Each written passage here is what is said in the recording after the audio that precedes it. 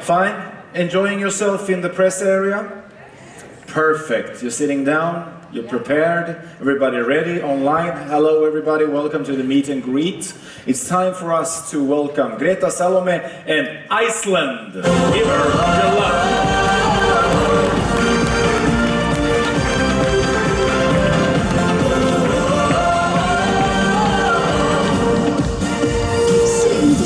Dancing, oh, they dance for us tonight. And as I'm tossing and turning, oh, they come alive. We shiver as we step.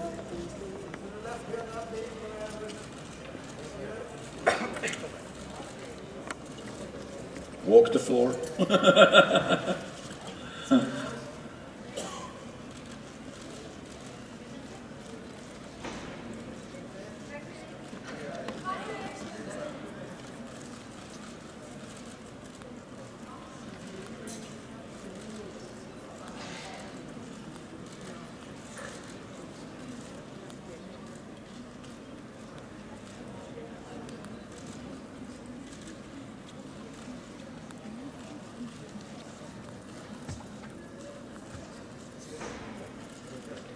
Everybody happy?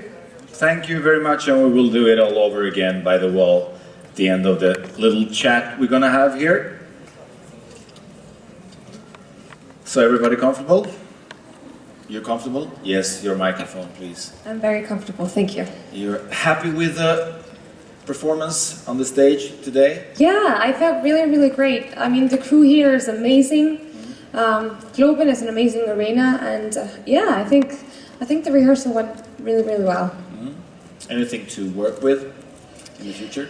If there wasn't, I would be very worried. That would mean that I'd given up. But no, there's a lot of things to work on. But that's, I think that's what creating an art piece, that's what it's like. You always have something. You're never finished. No, you always want to tweak a little bit. We have some time to do that. We do have some time. Yeah. It's the second time for you in the Eurovision Song Contest? Yes. What does this event stand for you personally? I think actually the slogan for this year, come together, I think that's what Eurovision really represents. And I think now more than ever, we need events like this. We need events to, for different countries to come together and create something that's, this is a festival, this is a celebration. And nothing should stand in the way of that. What experience do you bring with you coming to Stockholm now from the last time? I mean, it's been 4 years, and 4 years in an artist's life is a long time. In 2012, I was relatively new to the pop scene. I'm a classical violinist, so I have my musical background. But in 2012, I kind of had to spring out really, really fast.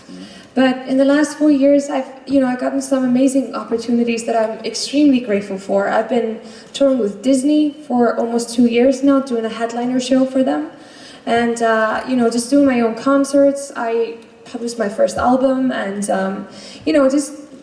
performing. And I think with every performance, you become more gutsy, more determined. And I think for me, what I bring this time around is. Of course, a strong message with a song, but I think also more experience, definitely. You said strong message. Could you explain the song for us? Yeah. What stands for you? Yeah. I think we can all relate to this because this is something that I think everyone, has experienced. In today's society, we're so exposed to the negative voices and to the negative influences. And, it's everywhere. It's on Facebook, Twitter, it's in the media. And it's easy to get caught up in all of that. And I think for me, the most important thing that I want to stress with this song is to not listen to those voices and really, be a positive voice to one another and focus on the positive ones. And I think, sitting in a room full of media, I think that's something we can all, take into account that, what we say, everything, we bear responsibility. What we say online, the person, the artist, the politician, the person, they will see that. And the positive messages, the positive influences, those are the ones that will make our world a better place, really. I know it's a cliche, you know, it sounds like I'm on Miss World Peace, but ultimately that's what we want, right? Yeah. So I think for me, you know, coming here with this song is my contribution to that. How was the process working and building this song to what it is? It's been a long process. I wrote the song in English in September, October, when I just got home from Disney. And, you know, I wrote it at home in my home studio, and I was actually saying to my head of delegation, you know, the trouble you get yourself into, you know, you sit down at your piano for a few minutes and then here you are. But, you know, the process it's been long, but it all starts from here, of course, you know, and sitting at home in my pink home studio, creating this song. And then, you know, I entered the pre-selections back home. With Rattirnar, we have to perform in Icelandic in our pre-selections. Yeah. So I had to translate into Icelandic. And then when the song won, we had to kind of, you know, reconstruct everything. And yeah, and here we are, and I'm so thrilled with the final product. We actually went to Mr. Ash House, he wrote Ellie Goulding's Lights. He works with One Direction. He works with Kylie Minogue. She actually took up our studio time the day before we came there. But no, he works with amazing artists, and he had a lot to say with the final mix. So yeah, it's been a long process, but I have amazing people in every corner, and they've put their fingerprints on this work of art. Brilliant.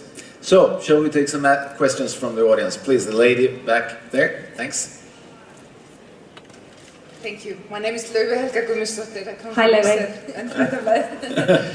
So this year we have several entries that rely on visual effects, and in some of them it plays quite a big role, and in yours, obviously. You think so?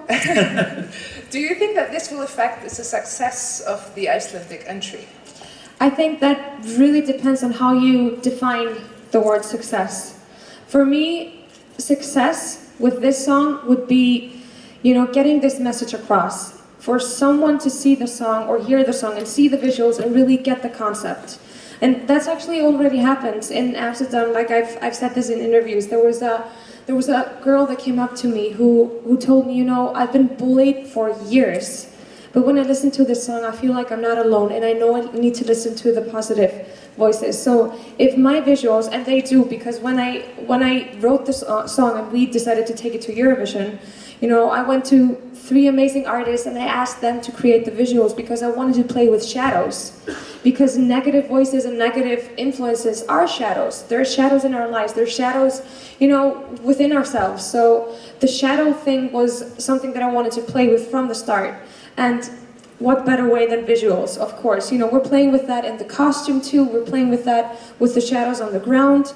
The visuals that we're doing, I mean, this topic will be raised, of course. You know, we've heard this a million times. We're doing a back projection with live shadows, something that we shot with my amazing choreographer. And so we're playing with, you know, live stuff. We're playing with something that we created with ourselves within the group in a tiny studio in Iceland. So, you know, we're doing our own thing. We're trying to stay really true to our concept. But of course, you know, relying on visuals in Eurovision, duh. I mean, we've got this amazing stage. We've got all of the equipment, and I think also visual arts. I mean, I've seen this with Disney too. It's getting so big. It means that you can have fewer people on stage with more of a show. So, I mean, we only have six people on stage in Eurovision. So it's kind of a I would say an organic way to get more people on stage without getting more people on stage. So, of course, we rely on visuals, but every single piece of art that goes up on this stage is something that did not exist a few months ago. So everyone is creating their own thing. So, you know, visuals are not, you know, it's a 3-minute individual piece. We have the technology, why not use it? Exactly. I mean, we could say the same. I mean, you know, if you have one person on stage with 3 backing dancers and vocalists, you know, doing this. We've seen this in Eurovision so many times. There's nothing new under the sun, you know, and they're not copying anything. They're doing their own thing. on their own terms. We've seen one person on stage singing their ballad, with their hands held high. I would say 1,000,000 times. It's not copying. It's doing your own thing with your own, with your own conviction, I think. Brilliant. Yes, gentleman there in the front. Thank you. Hi, Greta. Congratulations for your rehearsals today. Thank you. I'm Farouk from Cocorico Vision magazine in France. You talked about, you have worked with Disney. Can you talk about this experience with Disney, please? Yes. So I was hired to Disney to do a show on their. So Disney has 4 cruise ships. I was hired to do a show on their Disney Dream, which is one of their biggest ships. There are approximately 8,000 people that go through that ship every week. And they have a big theater, it's called the Walt Disney Theater. And they have Broadway productions on that stage. So they asked me to come and create a show for them. So I went to Disney headquarters in Orlando and we created a show with amazing people from Disney, and I've learned so much from that. I mean, it's the biggest entertainment company in the world. They know how to do it right. So I think that's an experience that I definitely take with me, not just to Eurovision, but throughout my whole career. Brilliant. Yes, please. More questions? In the back there, the black t-shirt. Hello, Greta. Blair Martin from Radio 4 Z Brisbane, Australia. You have a secret weapon. You've just been talking about I know what secret weapon you're talking about. I'm good like that. Yeah, I can understand that. You have Jonathan Duffy, who I do. is not only a countryman of mine, but he's from my same city. Really? Yeah. Well, now he's a part of my city, I'm sorry. No, he's an Australian. That's what he tells me. Australian, yeah. Is that the connection? Is there a sense between Iceland and Australia, both island nations? Do you feel a real connection with Jonathan because we are island nations? Well, I know a lot of island nations that, I think it has to do with the individual. It's when you meet people. With me and Jono, we instantly clicked. When I asked him to do this project, the answer was, yeah, let's do it right. Let's make something amazing. Let's create something that hasn't been done before. And we did. We just sat down at a cafe. We made a Pinterest board. Well, I showed him my Pinterest board. And and then we took it from there. And as you know, Jono is not just a filmmaker, he's a comedian too. And let me tell you, having a comedian on board, it lightens the mood quite a lot. But I've spent a lot of time with Jono, for the past months, and I can honestly say he's become one of my absolute best friends. So I'm sorry, I'm not giving him back.